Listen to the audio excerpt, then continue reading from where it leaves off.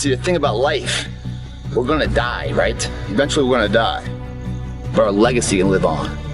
The impact can be non-perishable, forever. But it's gotta be built right. And we gotta take advantage of the time we have right now.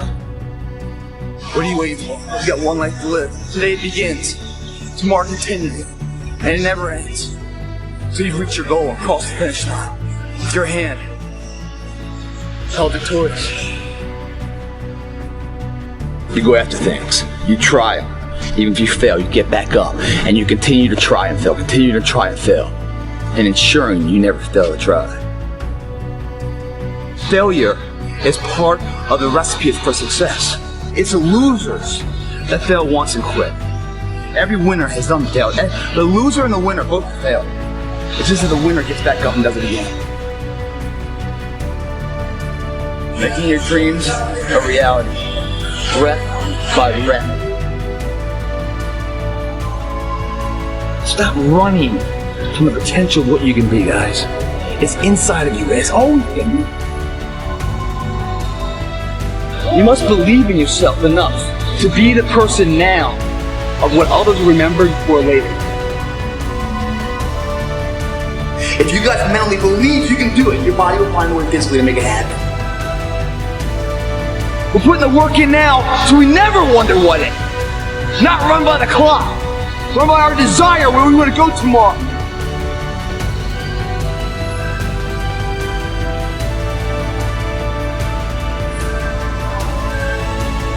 It's not for everybody. It might not be for you.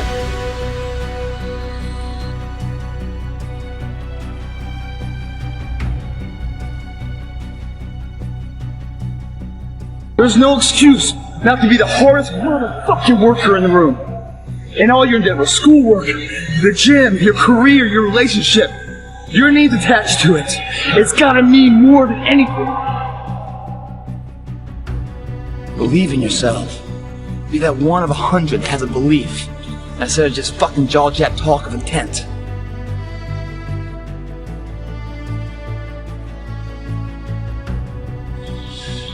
You only live once, but if you work it right, once is enough, my friends.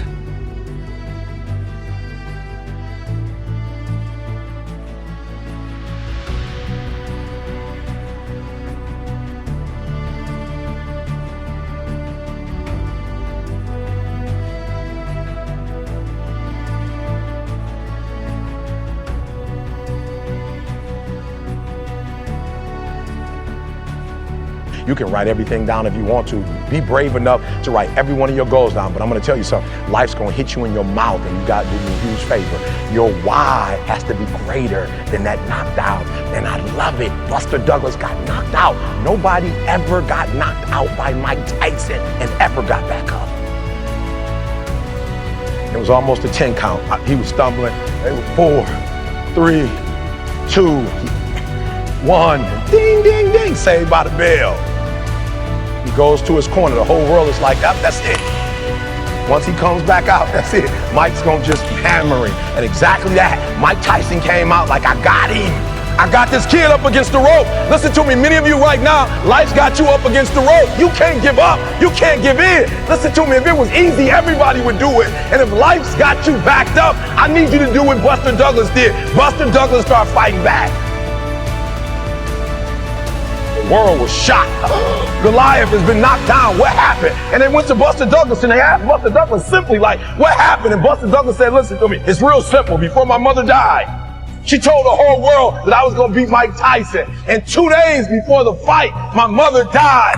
Buster Douglas had a decision to make. When his mother died, he could die with his mother, or he made a decision, I can wake up and I can live for mom. And he knocked Mike Tyson out simply because his why was greater than that punch. His why was greater than defeat. His why was greater than his trial and his tribulation. And I'm telling you, if you don't know what your why is, and your why isn't strong, you're going to get knocked out every single day.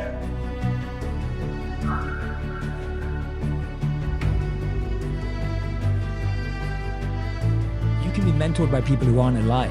100%. Because their stories still live. These muses are here. It's important to learn from them.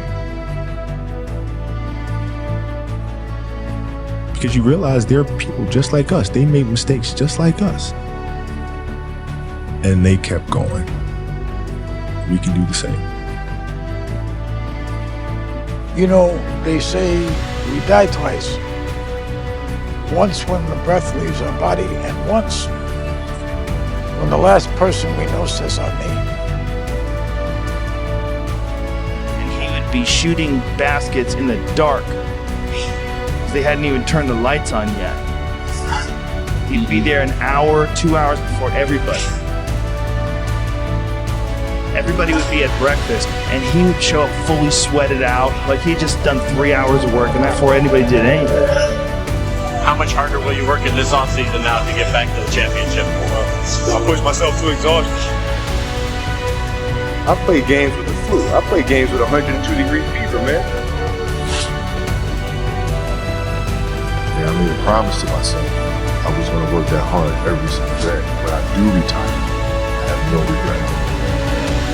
If I could work that hard every day, what would my career?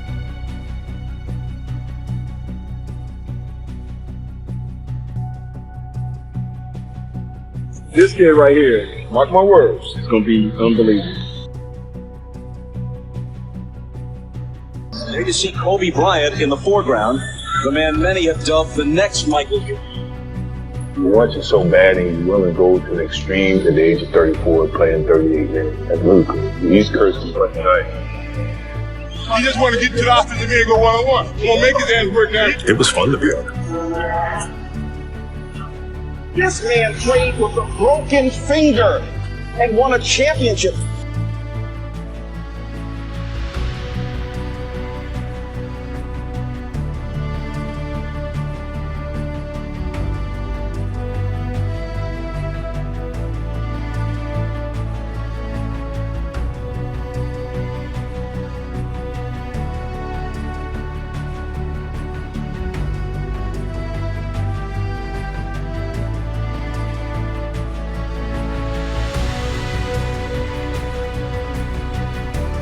Titles for the Los Angeles Lakers on 3-peat and a Kwik.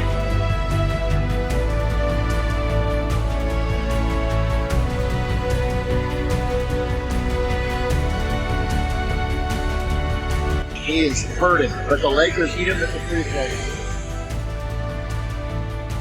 Family walks in. I had tears in my eyes. And, they're looking at you and stuff, and I'm like, it's all right. Dad's going to be all right. We'll be fine. As a parent, you got to set the example. This obstacle cannot define me. It's not going to be responsible for me stepping away for the game that I love. I'm going to step away on my own terms. We all have shit that we go through. We all have things obstacles that were in our way at some point or another. We all had doubt. But we chose.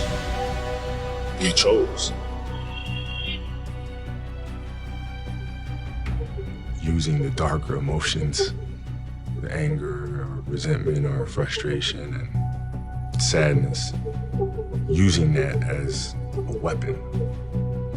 No matter what happens, the storm eventually ends. And when the storm does end, you want to make sure that you're ready. Really learn to put one foot in front of the other, because eventually that storm passes. Those times when you get up early and you work hard, those times when you don't feel like working, you're too tired, you don't want to push yourself, but you do it anyway. That is actually the dream.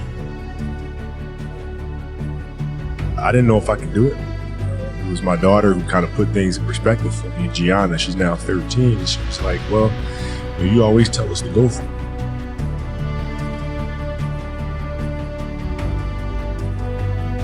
We're not on this stage just because of talent or ability. We're up here because of 4 a.m. We're up here because of 2-a-days. We're 5-a-days. We're up here because we had a dream and let nothing stand in our way. If anything tried to bring us down, we used it to make us strong. We were never satisfied, never finished. We'll never be retired. That's how you have to be if you want to be a winner. There's just no way around it. Rest at the end, not in the middle. And I took that to heart. My next dream is to be honored one day for inspiring the next generation of athletes to have a dream, sacrifice for it, and never ever rest in the dream. Uncommon amongst uncommon people.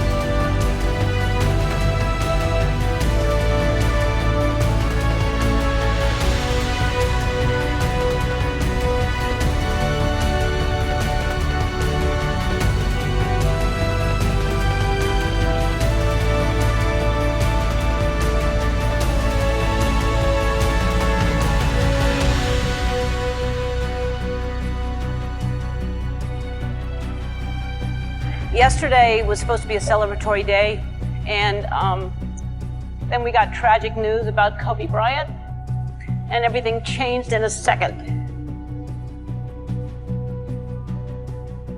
Life is short and it's fragile, and we don't know how many birthdays we have, so celebrate life. And if you haven't told someone you love them, do it now. Do it. Tell people you love them.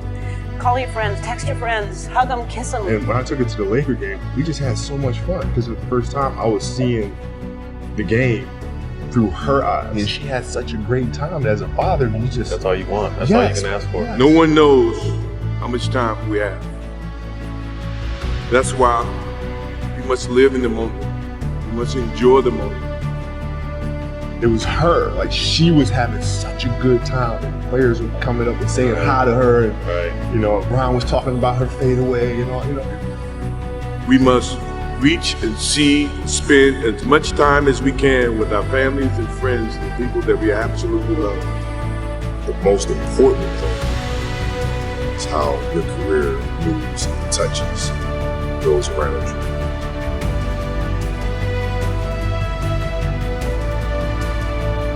You realize that's what makes true greatness.